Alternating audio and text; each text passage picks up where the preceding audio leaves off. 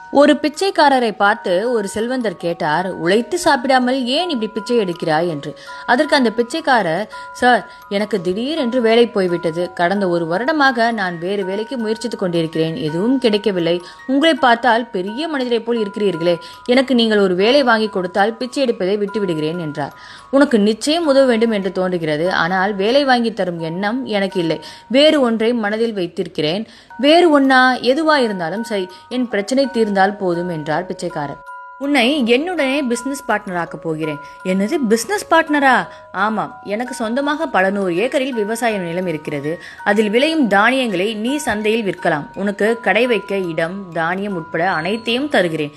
நீ செய்ய வேண்டியதெல்லாம் ஒன்றுதான். தானியங்களை விற்று லாபத்தில் எனக்கு பங்கு தர வேண்டும், அவ்வளவுதான்.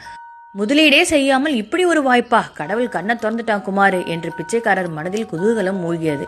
சார், அது லாபத்தை நாம எப்படி பிரிச்சுக்க போறோம்?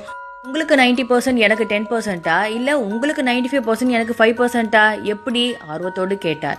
இல்லை, நீ 90% எடுத்துக்கிட்டு எனக்கு 10% கொடுத்தா போதும் என்றார் அந்த செல்வந்தர். அதை கேட்ட பிச்சைக்காரருக்கு ஒரு கணம் பேச்சே வரவில்லை. என்ன சார் சொல்றீங்க? நம்ப முடியாமல் கேட்டார். ஆமாப்பா, உனக்கு 90%, எனக்கு ஜஸ்ட் 10% போதும். எனக்கு பணம் தேவையில்லை. அது நீ நினைக்கிறத விட நிறைய என்கிட்ட இருக்கு. இந்த 10% கூட நான் கொடுக்க சொல்றது என் தேவைக்காக இல்லை, உனக்கு நன்றியுணர்ச்சி என்றைக்குமே இருக்கணும் இல்லையா, அதுக்காகத்தான் அப்படின்னு சொல்றாரு. எனக்கு வாழ்க்கையே பிச்சை போட்ட தெய்வமே, உனக்கு நான் என்னென்றைக்கோ நன்றி கடனா இருப்பேன். அடுத்த நொடி பிச்சைக்காரர் அந்த செல்வந்தரின் கால்களில் விழுந்து விட்டார். இவர்கள் செய்து கொண்ட ஒப்பந்தத்தின் அடிப்படைப்படி நடைமுறை துவங்கியது. பிச்சைக்காரனிடம் செல்வம் குவிய ஆரம்பித்தது. முதலில் பணம் ஆயிரங்களில் பொருள துவங்கியது.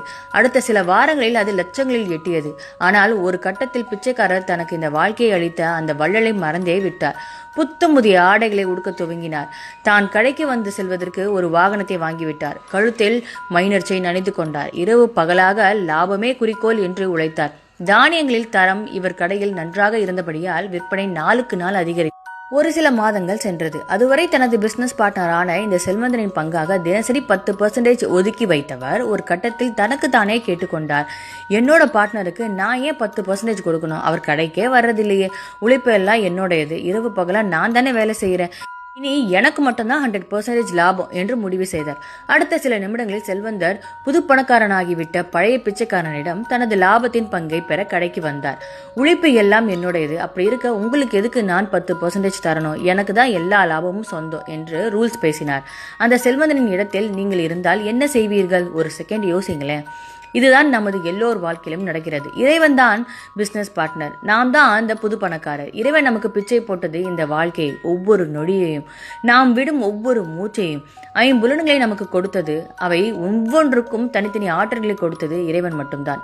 அது மட்டுமா, 5 புலன்கள் போதாது என்று கை, கால், இதயம், சிறுநீரகம், கல்லீரல் என விலை மதிக்கவே முடியாத நம் உடல் உறுப்புகளை கொடுத்தார். இப்படி இறைவன் நமக்கு கொடுத்தவற்றை பட்டியலிட துவங்கினால் அது முடியவே இல்லாமல் தான் போய்கொண்டே இருக்கும். இவ்வளவு தந்த அவருக்கு ஜஸ்ட் ஒரு 10% நேரத்தை நாம் பகிர்ந்து கொள்ள வேண்டும் என்று அவர் எதிர்பார்க்கிறார். அது கூட அவரது தேவைக்காக அல்ல.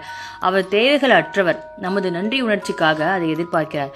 அவர் மீது நாம் வைத்திருக்கும் அன்புக்காக நன்றி உணர்ச்சி மட்டும் ஒருவரிடம் வந்துவிட்டால் அதற்கு பிறகு வாழ்க்கை எப்படி மாறும் தெரியுமா? இறைவனை வணங்குவதோ, வேதங்களை படிப்பதோ, ஆலயத்துக்கு செல்வதோ, தொண்டு முதலியானவற்றில் நம்மை ஈடுபடுத்திக் கொள்வதோ அல்லது சக மனிதர்களுக்கு உதவுவதோ, இவை யாவும் செய்வது நமக்காகத்தான், நம்முடைய நன்மைக்காகத்தான் என்றாலும் இறைவன் நமக்கு அளித்த உயிரையும் உடலையும் உறுப்புகளையும் அவன் கூறிய வழியில், அவன் விரும்பிய வழியில் நடத்தி கொண்டிருக்கின்றோம் என்ற திருப்தியோடு இவ்வளவையும் கொடுத்த நம் இறைவனுக்கு நாம் நன்றியுடன் இருக்கின்றோம் என்று காட்டத்தான். மற்றபடி இறைவனுக்கு அது தேவை என்பதால் அல்ல. உங்களுக்கு இந்த பதிவு பிடிச்சிருந்துச்சா?